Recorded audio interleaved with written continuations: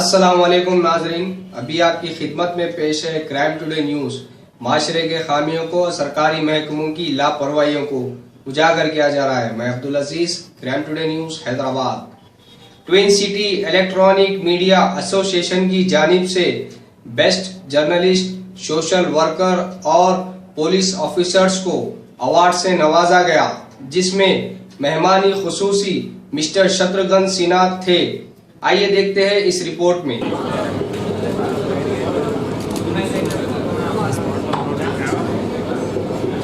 तेरी आशिकी से पहले मुझे कौन जानता था, तेरी याद ने बना दी मेरी जिंदगी फसाना। खातिन हज़रात, भाइयों बहनों, मंच पे मौजूद जनाब अरशद नवाब साहब और रहमत अली भाई, जिनकी खास दावत पे इतनी मशरूफियत के बावजूद मैं और बहुत कम शॉर्ट नोटिस पे मैं आया, मैं उनका बहुत ममनून हूँ, शुक्रगुजार हूँ, बहुत आपका आभार करता हूँ। इलेक्ट्रॉनिक मीडिया के इस प्रोग्राम में बेस्ट सर्विस अवार्ड के फंक्शन में मुझे कहते हुए बड़ी खुशी हो रही है कि टेक्निकली पहली बार आज मैं तेलंगाना में आया हूँ। टेक्निकली पहली बार। इमोशनली तो हमेशा आता ही रहा हूँ यहाँ पे, चार मीनार हो, हैदराबाद हो, सिकंदराबाद कहें, जहाँ आप कहें, बहुत आना जाना रहा है। और मेरे सबसे बेहतरीन, बहुत अच्छे अच्छे दोस्त और बहुत बड़े बड़े सुपरस्टार्स, ये मेरी खुशकिस्मती है कि वो लोग आंध्रा में हैं और आंध्रा में उनकी बड़ी शोहरत है, बहुत नाम है, वो भी प्यार करते हैं। आंध्रा की आवाम भी, आंध्रा के लोग भी, तेलंगाना के लोग भी, सब हमें हासिल होती है।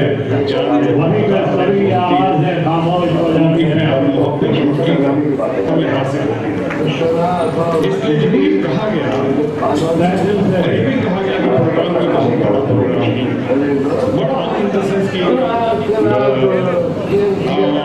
ग्राउंड के हिसाब से, लेकिन मुझे ये पता था कि बहुत ही इम्पोर्टेंट प्रोग्राम है, बहुत ही इम्पोर्टेंट।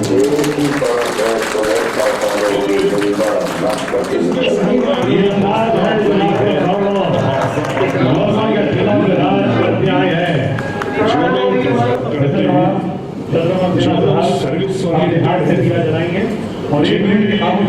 जिस प्रोफेशन में रखा है, चाहे पुलिस में हो, सोशल सर्विस में हो, इलेक्ट्रॉनिक मीडिया के जरिए जर्नलिज्म में हो, या जो भी काम कर रहे हैं उसमें कमिटमेंट के साथ, डिवोशन के साथ, डेडिकेशन के साथ करते हुए इन लोगों ने जो पैशन पैदा किया है, वो पैशन है दूर दूर तक जा रही है। यानी बात निकलेगी तो फिर दूर तक जाएगी और दूर दूर तक जा रही है।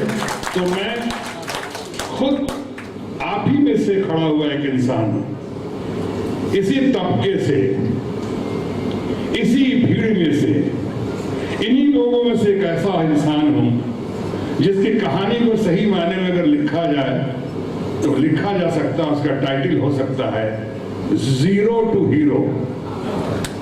बिल्कुल, यानी मैं कई जगह कहता हूं, मेरी अभी एक बहुत किताब छपी है मेरे ऊपर, मेरी बायोपिक है, बायोग्राफी है। आप लोग भी मौका मिले तो मंगवा लीजिएगा, अमेज़न में बेस्ट सेलर हुआ है वो, और उसके इतने लिटरेचर फेस्टिवल में उसकी बुलावा आया है कि शायद कुछ दिनों बाद रिकॉर्ड बुक्स में आ जाएगा। दिल्ली में बुक लॉन्च हुआ, एनीथिंग बट खामोश, मुंबई में हुआ, हैदराबाद में हुआ, चिरंजीवी भी थे, मोहनलाल भी थे, मोहन बाबू भी थे, यहाँ पे सुबेराम रेड्डी जी के प्रोग्राम में, तिरुपति में हुआ, कोलकाता में हुआ, पूना में हुआ, लंदन में हुआ, शारजा में हुआ, कुवैत में हुआ, और अभी अभी यहाँ से दुबई से खबर आ रही है, चाह रहे हैं, और अमेरिका भी बुला रहे हैं, और बहुत सारे मुल्कों में एनीथिंग बट खामोश। ये फंक्शन किताब के बारे में या मेरी तारीफ के सिलसिले में पूरा ये नहीं बता रहा हूं। ये प्रोग्राम इसलिए जिक्र कर रहा हूं सिर्फ इसलिए कि यंगर जनरेशन अगर देखें, खासकर यंगर जनरेशन के जीरो से हीरो की कहानी, जो बच्चा पटना से कभी बाहर कदम नहीं रखा हो, बिहार की राजधानी कैपिटल ऑफ बिहार, वो पहली बार जाता है पटना से पुणे FTII में ट्रेनिंग के लिए। अब तो FTII है, उस वक्त था फिल्म इंस्टीट्यूट ऑफ इंडिया, जहाँ सुभाष घई आए, वहां से असरानी आए, जितने बड़े बड़े ना मिठुन चक्रवर्ती हो, कि डैनी डेंजम्बा हो, कि जया बच्चन हो, कि शबाना आजमी हो, कि नसरुद्दीन शाह हो, कि ओम पुरी हो, ऐसे बड़ी बड़ी हस्तियां उससे आई। एक छोटी सी हस्ती मैं भी गया वहां पे पुणे कनेक्शन के बाद। पहली बार बिहार से आदमी कदम रखता है, बिहार से निकलता है महाराष्ट्र में आता है, जय महाराष्ट्र में, या पटना से निकलता है पुणे पहुंचता है। कभी हॉस्टल नहीं देखा हो, रोते रोते माँ बेहोश हो गई हो जाते वक्त, घर का सबसे छोटा बेटा, और वो अगर उस वक्त रात की घड़ी में रिक्शे पे सामान रख दिया था, कुछ करने की गुजारिश, कुछ करने की ठान कर, लेकिन जब देखा माँ बेहोश हो गई तो उतर जाता है वो लगा। तब तो माँ को भी होश आता है, कहती नहीं तुम जाओ, अब बढ़े हुए कदम को पीछे मत करो, और बढ़े हुए कदम को तुम लेके आगे बढ़ो। मैं तो किसी मेडिकल कॉलेज में मेरा दाखिला हो ही नहीं रहा था, बहुत मुश्किल से बहुत चक्कर चलाया, फिर भी नहीं हो रहा था। अल्टीमेटली वहां गया। उस फैमिली का मैं इसलिए बता रहा हूं, हौसला अफजाई कर रहा हूं, खासकर यंगर जनरेशन को जिन्होंने किताब नहीं पढ़ी हो। ये किताब बहुत मशहूर हो गई, आज बेस्ट सेलर की तरह देखा जाए इस किताब को, जगह जगह बहुत डिमांड है। उस आदमी को जिसके घर में, जिसके अब्बा वालिद साहब अमेरिका के पढ़े हुए हों, और बहुत कम लोगों को पता है कि मेरे वालिद साहब मरहूम अमेरिका से BSc और MSc किया, जिसके 4 भाई हों, doctor Ram, doctor Lakhan, doctor Bharat, और मैं तो कंपाउंडर बनने के लायक नहीं था, तो मैं तो डॉक्टर बन ही नहीं पा रहा था। ये बात अलग है कि एक दिन मैं हिंदुस्तान का हेल्थ मिनिस्टर बन गया, जो कंपाउंडर बनने के लायक नहीं था। कभी कभी डेमोक्रेसी में ऐसा होता है, जो किसी काबिल नहीं होता है वो हेल्थ मिनिस्टर भी हो जाता है, तो हो गया। और वहां से एक आदमी पुणे जाता है, और पुणे जाने के बाद जब खबर आती है उस बच्चे को कि शायद तुम्हारा मेडिकल कॉलेज में भी एडमिशन हो गया, लौट आओ। हमने कहा नहीं। मैं हैदराबाद का ही कोई दोस्त था वहां पे हमारा इंस्टीट्यूट में, मैं एक्टिंग कोर्स में नहीं था, किसी और कोर्स में था। उसने किसी मजहब की कहानी सुनाई, बड़ी अच्छी कहानी, पूरी कहानी याद नहीं मुझको। उसका टाइटल था, कहता आप लोगों को ज्यादा पता होगा, उस टाइटल था उसका, जहाज को जला डालो।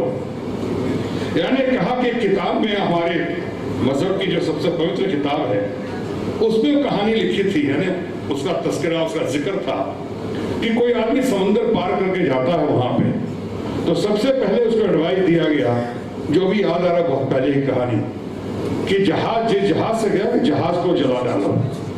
अगर जहाज रहेगा तो बार बार घर जाने की तुमको याद आएगी, पीछे मुड़ के जाने के लिए, जहाज को जला। यानी इसके बाद जो है, ना जहाज रहेगा, ना बांस रहेगा, ना बजेगी बांसुरी, अब आगे ही बढ़ोगे तो जहाज को। तो मैंने कहा अब मैं मुड़ के नहीं जाऊंगा, मेडिकल कॉलेज वगैरह कुछ नहीं, अब जहाज को जला डाला हमने, अब मैं आगे बढ़ता जाऊंगा। आप लोग की दुआ से, अल्लाह ताला के फजल से, वाहिगुरु के आशीर्वाद से, प्रभु के चरण कृपा से, फिर आपको कहानी पता है कि कैसे कैसे जिंदगी में आगे गया। लोगों ने कहा कि इसको किताब में डालिए, मैं नहीं डालना चाहता था। इसमें किताब में सारी बातें हैं, रोमांस की भी बातें हैं, लेकिन रोमांस की बातें बहुत डिग्निटी के साथ हैं। ये नहीं कि मैंने हमारी जिंदगी में कोई गर्लफ्रेंड आई तो मैं उसका मजाक उड़ा रहा हूं, नहीं। मैंने जो जिंदगी में जो गर्लफ्रेंड में फीमेल फ्रेंड्स भी आई, उनको मैंने गुरु की तरह देखा, उनसे बहुत कुछ पाया, बहुत कुछ सीखा। मैं उनकी बहुत कदर करता हूँ। उनमें से आज कई मेरी आज फैमिली फ्रेंड भी हैं, मेरे घर भी आती हैं, हम उनके घर जाते हैं। एक इज्जत है। वुमेन एम्पावरमेंट तो बाद में आया, dignity of women must be maintain. ये मेरा है कि औरतों का कभी अनादर नहीं करना चाहिए, कभी कभी। वो पूजनीय है, हमारे घर की है, हमारी माँ है, हमारी बहन है, हमारे परिवार की है। और इस दौर से गुजरता हुआ एक कटी फटी शक्ल लेकर एक इंसान जाता है FTII में, जिसे लोग कहते थे कि तो इसको एक्स्ट्रा का रोल नहीं मिलेगा, या कहते थे बहुत होगा तो विलन बन जाएगा, विलन का रोल बनेगा।